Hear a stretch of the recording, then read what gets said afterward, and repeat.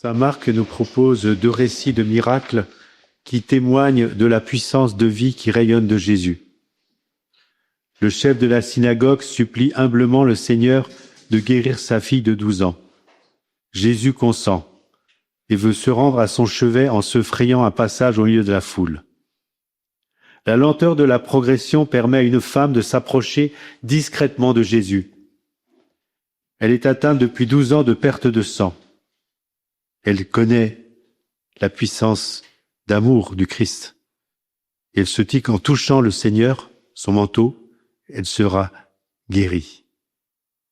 Le résultat de sa démarche ne se fait pas attendre. Elle est guérie instantanément par l'effusion de l'Esprit Saint en réponse à sa foi humble et confiante. Notre Seigneur a perçu cette action de l'Esprit Saint. Il cherche à voir celle qui a fait ce geste. Il veut voir le visage de cette femme qui a manifesté une telle foi.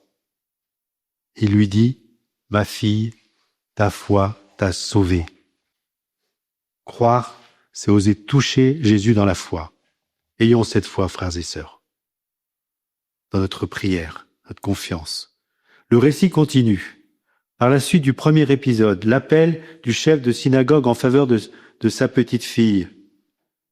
Jésus lui dit, « L'enfant n'est pas morte, elle dort. » Il exhorte le Père à la confiance. « Ne crains pas, crois seulement. » Voilà, même parole aux 2 personnes. Ne crois pas, crois seulement. Le Seigneur sait bien que la petite fille est morte, mais le prince de la vie fait déjà participer cette petite fille à la victoire de sa résurrection. Il lui dit, lève-toi. On pourrait dire, réveille-toi, ou bien ressuscite, participe à ma vie, je te la donne en partage. Frères et sœurs, laissons-nous toucher par cette foi. Notre foi est-elle forte ou vacillante devant les épreuves? Seigneur, augmente en nous la foi. La foi animée par la charité nous met en contact avec Jésus. C'est cette foi que nous proclamons à la messe, dans Je crois en Dieu, mais aussi dans les sacrements, le corps du Christ, Amen, le Christ qui est présent, nous croyons. Ce Christ que nous allons recevoir, recevons avec foi, avec confiance, avec amour. Notre vie éternelle est déjà anticipée dans chaque communion. Notre but sur la terre, c'est cette communion avec Dieu, à travers plusieurs états de vie. Ça peut être aussi à travers le mariage, bien sûr.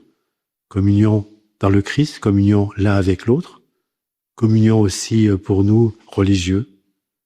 Pour ceux qui sont célibataires. Nous avons tous à chercher cette communion avec Dieu, mais aussi à retrouver Jésus dans nos frères et sœurs qui ont besoin, qui ont soif d'amour.